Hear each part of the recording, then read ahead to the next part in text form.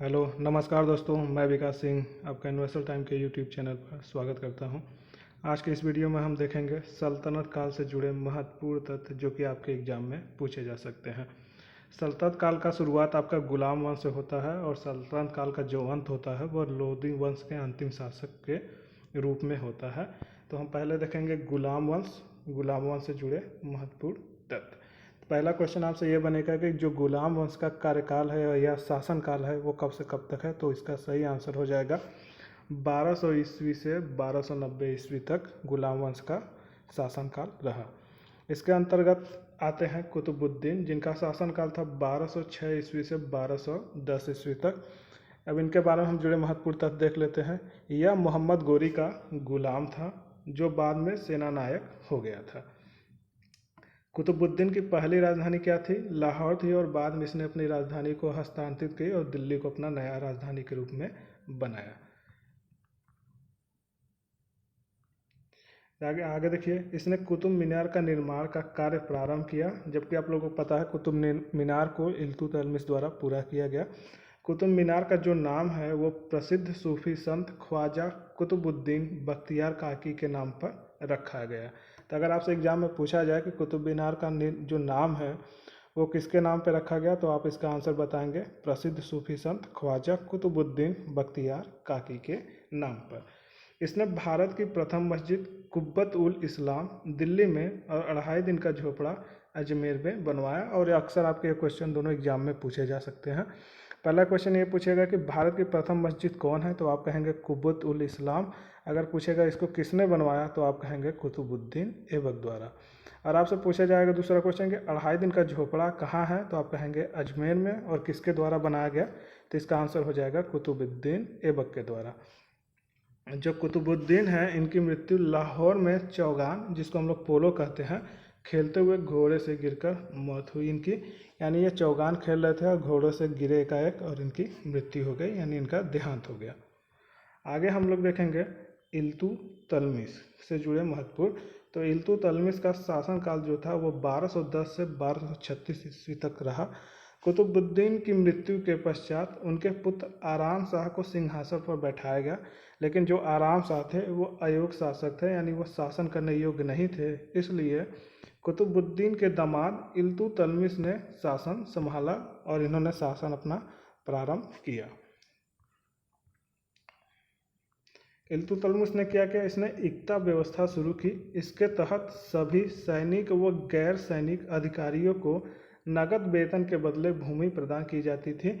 मतलब कि जो उनके अधिकारी थे, सेना अधिकारी थे, उसको पैसा न देकर उसके बदले में इन्होंने ज़मीन दान किया जाता था, उनको प्रदान किया जाता था।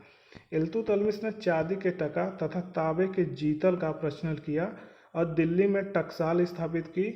यानी कि इसने दिल्ली में सिक्के बनाने का कारखाना स्थापित किया, जिसे हम लोग टकसाल कहते हैं।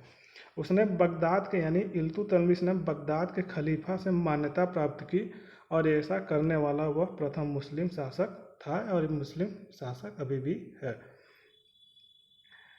अगला पॉइंट देखते हैं हम लोग। उसने 40 योग्य तुर्क सरदारों का एक दल, चालीसा, जिसे हम लोग चहलगानी के रूप में जानते हैं, उसका गठन किया, जिसने इल्तुतमिश की सफलताओं में अपना महत्वपूर्ण योगदान दिया। यानी ये जो चहलगानी थे ये इल्तुतमिश के शासनकाल में इसके महत्वपूर्ण योगदान दिया। आगे हम लोग देखेंगे रजिया सुल्तान के बारे में। तो रजिया सुल्तान का जो कार्यकाल था वह 1236 से 1240 ईस्वी के बीच रहा। रजिया जो कि थी आपकी दिल्ली की प्रथम व अंतिम मुस्लिम महिला शासक थी। इसने क्या किया? सिंहासन पर बैठते ही रजिया ने कूटनीति से काम लिया और अमीर वर्ग में फूट डाल दी। यानी इन्होंने अमीर वर्ग के लोगों के बीच में झगड़ा करवा दिया। रजिया ने अबिसिनिया निवासी एक गुलाम जिसका नाम था मलिक जलालुद्दीन याकूत को आवश्यकता से अधिक महत्व दिया। महत्व देने के बाद उसने क्या किया? उसने अमीर ए आखुर अर्थात अश्वशाला प्रधान के पद पर उसकी नियुक्ति कर दी।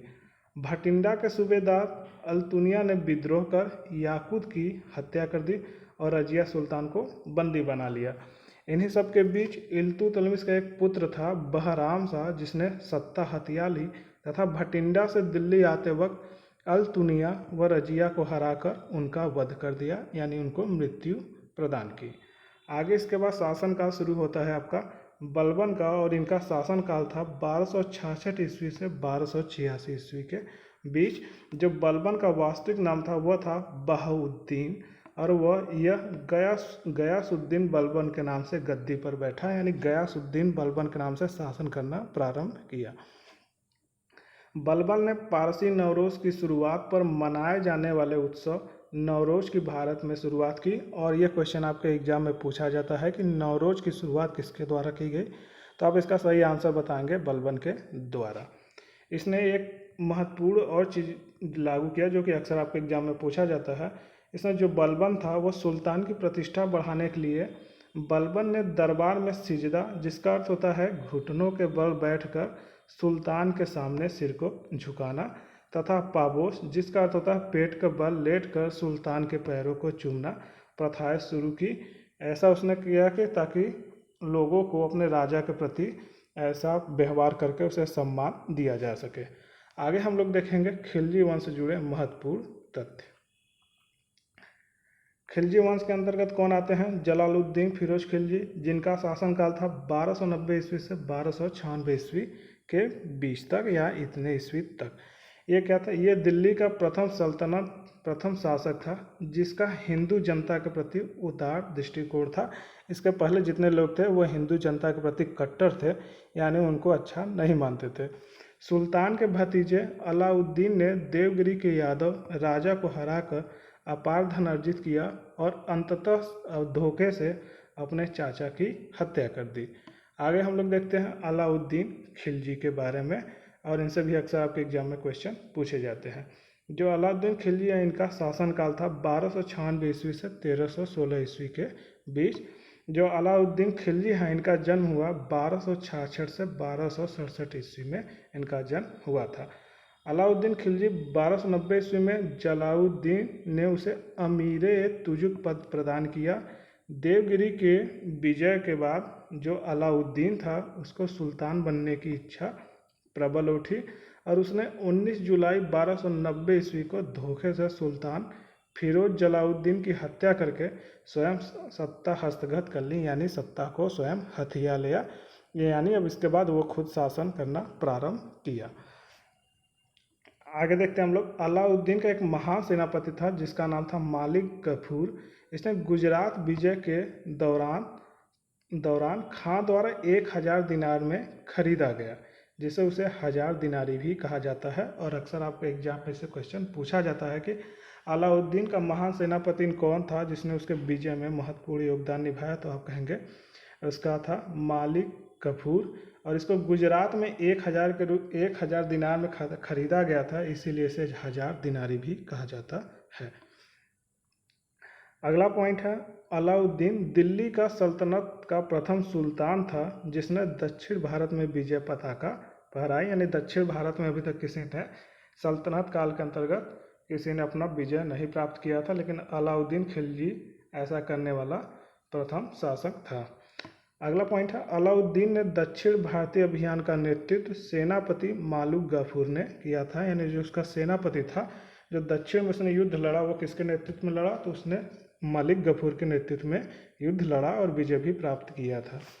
उसने भूमि की उत्पादकता के आधार पर कर निर्धारित किए तथा भूमि को बिस्वा में मापने की प्रथा शुरू की। आगे क्या है, इसने गृह कर के लिए घारी तथा चारागाह पर चरी कर लागू किए। आगे देखते हैं राजस्व एकत्र करने के लिए उसने मुस्तखराज नामक अधिकारियों की नियुक्ति की गई थी, यानी जो लगान लेते थे या कर इकट्ठा करते थे। अलाउद्दीन ने बाजार में सभी आवश्यक वस्तुओं के दाम निर्धारित कर दिए थे, और इससे रिलेटेड आपके एग्जाम में क्वेश्चन पूछा जाता है कि वह कौन सा शासक था जिसने बाजार में सभी वस्तुओं का मूल्य निर्धारित कर दिए थे, यानी उसका एक फिक्स रेट कर दिया था, तो आप कहेंगे अलाउद्दीन खिलजी। इसके बाद होती है तुगलक वंश की शुरुआत। तो तुगलक वंश का जो शासन काल का समय था वो था 1320 ईस्वी से 1414 ईस्वी के बीच। इसके अंतर्गत आते हैं गयासुद्दीन तुगलक। इनका शासन काल था 1320 ईस्वी से 1325 ईस्वी तक। और ये क्या थे, ये तुगलक वंश का संस्थापक थे। इनका असली नाम क्या था, तो इनका असली नाम था गाजी मलिक। और यह क्वेश्चन आपके एग्जाम में पूछा जाता है कि गयासुद्दीन का वास्तविक नाम क्या था, तो आप कहेंगे गाजी मलिक। गयासुद्दीन ने क्या किया, सिंचाई के साधनों में विशेषकर नहरों का निर्माण करवाया तथा अकाल संहिता का भी निर्माण इन्हीं ने करवाया। आगे देखते हैं हम इससे जुड़े महत्वपूर्ण तथ्य। गयासुद्दीन ने दिल्ली के निकट तुगलकाबाद नामक नगर बसाया और इसे अपनी राजधानी बसाई। और आपके एग्जाम में पूछा जाता है कि गयासुद्दीन ने अपनी राजधानी कहाँ बनाई, तो आप कहेंगे तुगलकाबाद, जो कि कहाँ था, दिल्ली के निकट था। आगे हम लोग देखेंगे मोहम्मद बिन तुगलक के बारे में, और इनका शासनकाल था 1325 ईस्वी से 1351 ईस्वी के बीच। इनका वास्तविक नाम था क्या था, तो वो था जून खां।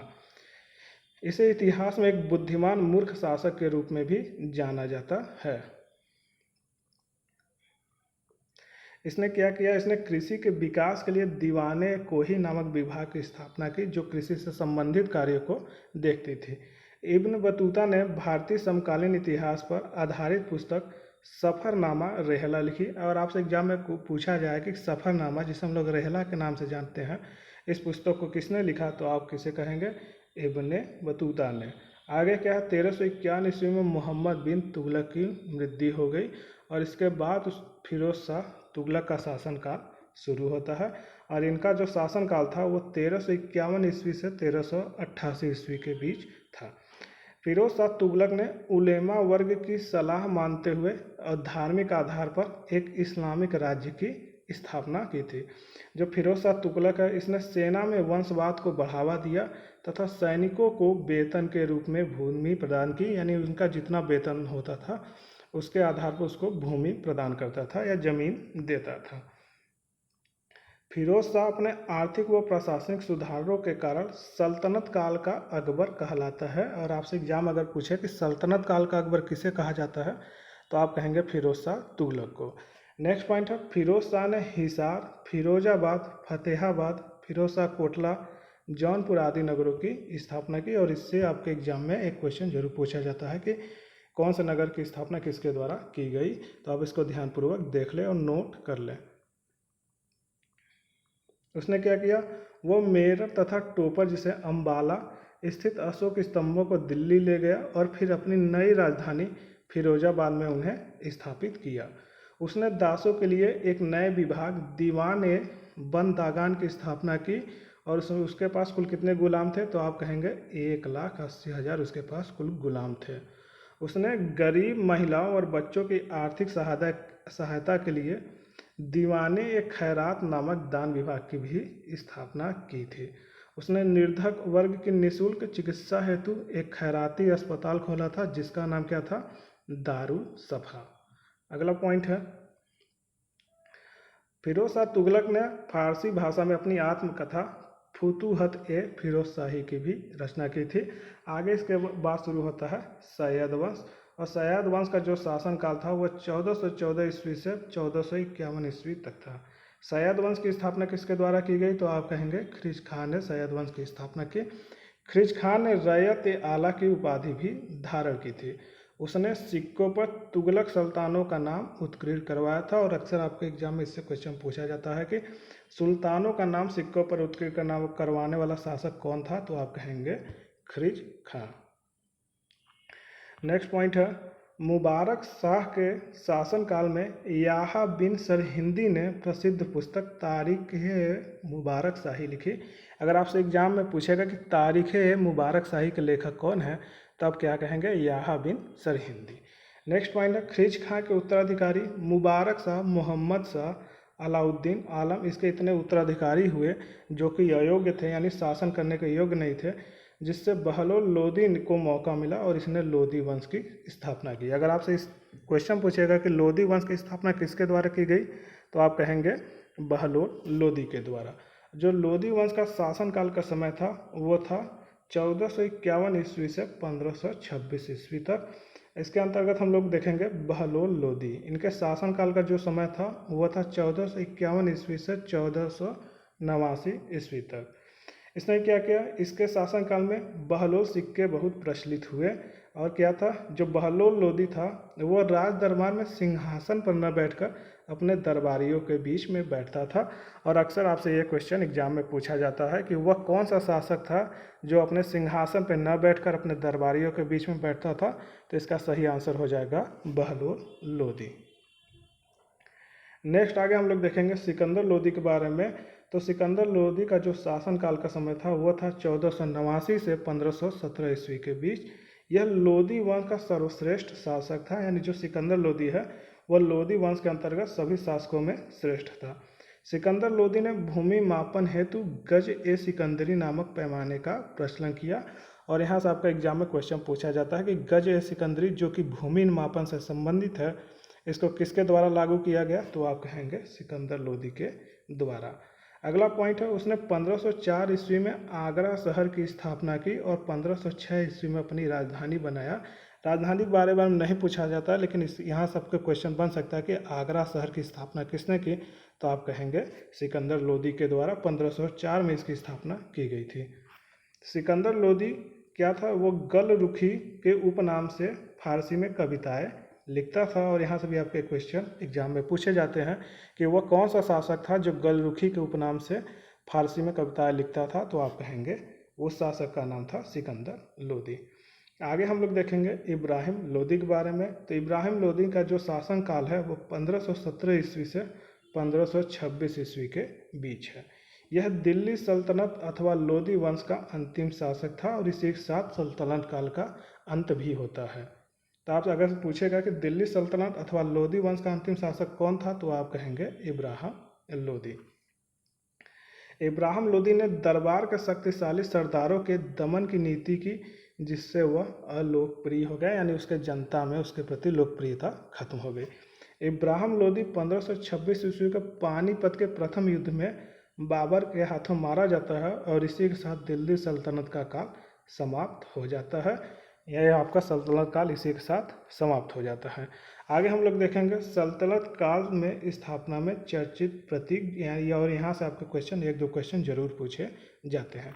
हम लोग क्या देखेंगे, इमारत का नाम देखेंगे और किस शासक के अंतर्गत इसको बनवाया गया और इसका स्थान कहाँ पे है।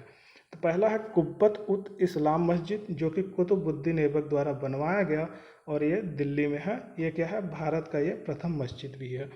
कुतुब मीनार क्या है, कुतुबुद्दीन ऐबक द्वारा निर्माण इसका शुरू किया गया और इल्तुतमिश द्वारा पूरा करवाया गया और यह दिल्ली में भी स्थित है। 2.5 दिन का झोपड़ा क्या है, यह कुतुबुद्दीन ऐबक द्वारा बनवाया गया और ये कहाँ है, तो ये अजमेर में स्थित है। आगे है सुल्तानगढ़ी, ये इसको इल्तुतमिश में बनवाया था और यह दिल्ली में स्थित है। नेक्स्ट हम लोग देखते हैं लाल महल, ये किसके द्वारा बनवाया गया, तो ये बलबन द्वारा बनवाया गया और ये दिल्ली में स्थित है। अलाई का दरवाज़ा अलाउद्दीन खिलजी द्वारा बनवाया गया और यह दिल्ली में स्थित है। गयासुद्दीन तुगलक का मकबरा किसके द्वारा बनवाया गया, तो ये गयासुद्दीन तुगलक के द्वारा बनवाया गया और कहाँ है, तो ये दिल्ली में स्थित है। नेक्स्ट है फिरोज शाह का मकबरा, तो ये है फिरोज तुगलक द्वारा बनवाया गया और यह दिल्ली में स्थित है। नेक्स्ट है बहलोल लोदी का मकबरा, तो ये बहलोल लोदी द्वारा बनवाया गया और यह दिल्ली में स्थित है। नेक्स्ट है मोठ की मस्जिद, यह सिकंदर लोदी के प्रधानमंत्री मियां मुआ द्वारा बनवाया गया और यह दिल्ली में स्थापित है। आज के वीडियो में सिर्फ इतना ही। वीडियो पसंद आया हो तो वीडियो को लाइक करें और अपने दोस्तों के साथ शेयर करें और वीडियो से रिलेटेड जो आपके सुझाव हो या राय हो उसको कमेंट करके ज़रूर बताएं। वीडियो देखने के लिए आपका तहे दिल से धन्यवाद।